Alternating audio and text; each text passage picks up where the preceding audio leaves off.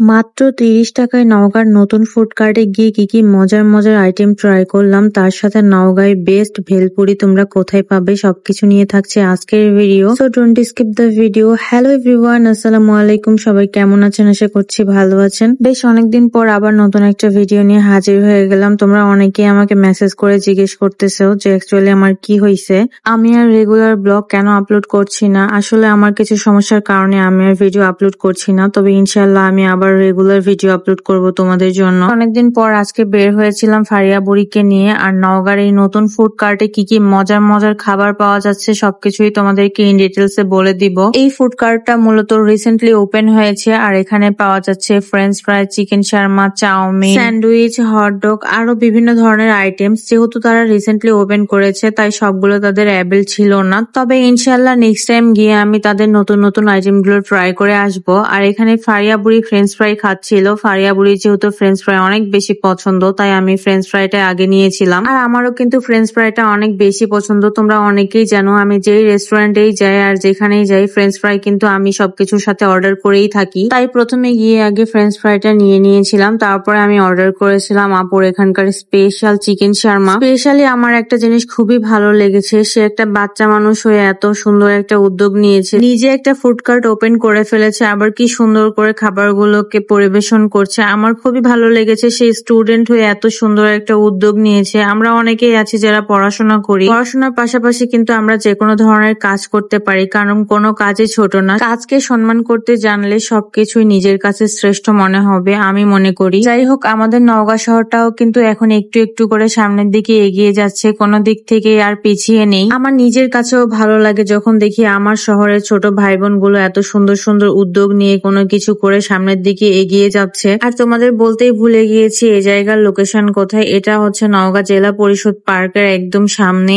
আর এদিকে আমার chicken শার্মাটা ready হয়ে গিয়েছে, আর আমি এটা ট্রাই করে ফেলেছি। খুবই মজা লেগেছে আমার কাছে চিকেন শার্মাটার। প্রাইস ছিল 70 টাকা। তোমরা ট্রাই করতে পারো, খুবই বেশি মজা ছিল। আমি তো এক্সপেক্ট করি না এত ভালো শর্মা বানাবে, আমার কাছে খুবই মজা লেগেছে। তারপরে ট্রাই করেছিলাম তার পাশের দোকানের ভেলপুরি। এটা কোনো ফুড কার্ট না, কিন্তু এখানে এত পরিমাণে ভিড় ছিল আমার দেখে কিউরিওসিটি জাগলো যে এখানকার ভেলপুরি কি আসলেই মজা। কারণ নওগাঁতে ওভাবে কোথাও ভেলপুরি পাওয়া যায় না, এক জায়গায় পাওয়া যায় কিন্তু আমার কাছে তেমন একটা মজা লাগে না। তাই আমি এই দোকানের ভেলপুরি ট্রাই করেছিলাম। ট্রাস্ট মি গাইস, 35 টাকা প্লেট নিয়েছিল। খুবই মজা লেগেছে এই নাগা ভেলপুরিটা আমার কাছে। একদম ঠিক মিরপুর 10 আইডিয়াল স্কুলের সামনে যে ভেলপুরি খেয়েছিলাম তেমনটাই আমার কাছে ফিল হচ্ছিল, যে অনেকদিন পর আমি ভেলপুরি খাচ্ছি, তাও আবার আমাদের নওগাঁ শহরে। আর নাগা মরিচের ফ্লেভার তো আমার খুবই ভালো লাগে, কারণ আমি একজন পিওর ঝাল লাভার। ঝাল খেতে আমার অনেক বেশি ভালো লাগে। মিষ্টি আমার তেমন একটা পছন্দ না, কিন্তু ঝালের খাবার আমার খুবই পছন্দ।